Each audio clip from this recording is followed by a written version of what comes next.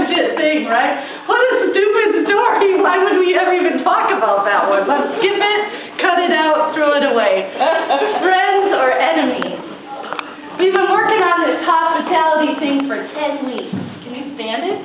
Today is the finale. We finally find out why it is we care about hospitality, what it is we're trying to do about hospitality, and hopefully, by the end of this time together, you can figure out why even that heinous story can be helpful if we just pull it back a little bit. Friends or enemies, this business of hospitality is very serious. Every time we say our worship service is at 10 o'clock, we throw open the doors and say, come y'all, come. Anytime we put an advertisement in the paper, we're saying, we're open for business, we're waiting for you, we're ready. This hospitality stuff, it matters. Because once we put those words out there, people have an expectation that we're actually ready, that we actually want them to come here, that we're actually excited to see them when they come through the doors. This hospitality work is so serious that the stuff that happens between us can make us either friends or enemies. Now it seems like a bit much, eh? You're like, yeah, sure, we didn't have a greeter today, so what? We're like enemies? We're going to bomb your church?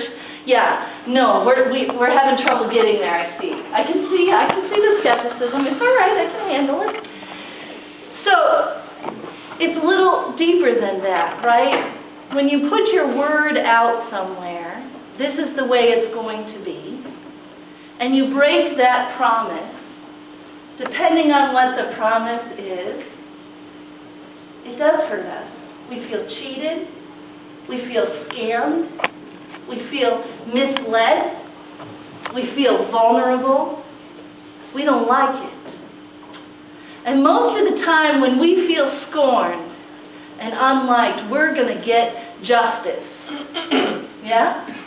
We want to make it right. We want people to know how we've been done wrong. That story lives for a long, long time, how we've been done wrong. It's the hardest stuff for us to let go. It's a guarantee that when hospitality doesn't happen, that story is how so-and-so was done wrong is going to be repeated over and over and over again. Hospitality is serious business because it's the currency between communities. It talks about your integrity and your purpose and what you hold sacred. So when we say these doors are open, we must understand what it means to us to have holy, sacred ground and thoughts and ideas, and that we are willing to protect them at all costs. The gospel writers call it a heart burst. What is our heart burst? That thing that we will do everything to protect. We will take on our family members about it. We will go out and stand up in the community about it. We will say, this is sacred to us. It lights us up. Back off. That, friends, is hospitality. We on the progressive left, particularly in the United Church of Christ, we have this extravagant welcome, and we want to say, everybody's welcome, right? But it's really not true. When hatred comes through these doorways and says, we will not be open to you. When hatred comes through these doorways and says, your loving is wrong. When hatred comes through these doorways and says, you have to change to grow up to be the real church, we have to say no. That is not welcome here. We on the progressive left, in the middle of this whole story today, and in the middle of the whole hospitality series, I think that's the most important step when we meet one another. And we are diametrically opposed to one another. We can honor their position and invite them to move on. Jesus did it time and time again. He was called. He was called to share a message of peace and love and hope. There were plenty who didn't want it, just like today. We, just in that witness, need to be clear about what it is we are willing to hold on to.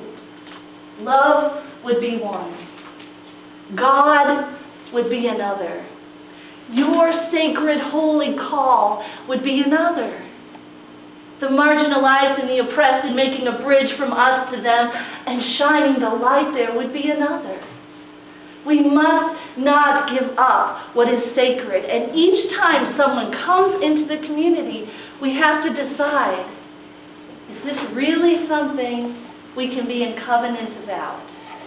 And before we make those promises to one another, we must know, is it going to work? Because if it's not going to work, again, we've become cheap. We've put out false promises. Everybody's welcome. Always open. Open always.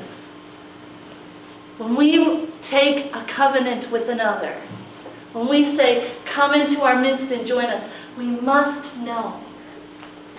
We must know where those limits are, that we're willing to say we cannot go there. That is not who we are. And there is no shame in that. The guest who comes to the house in the ancient tradition and says, hey, I need a place to stay, oftentimes was turned away.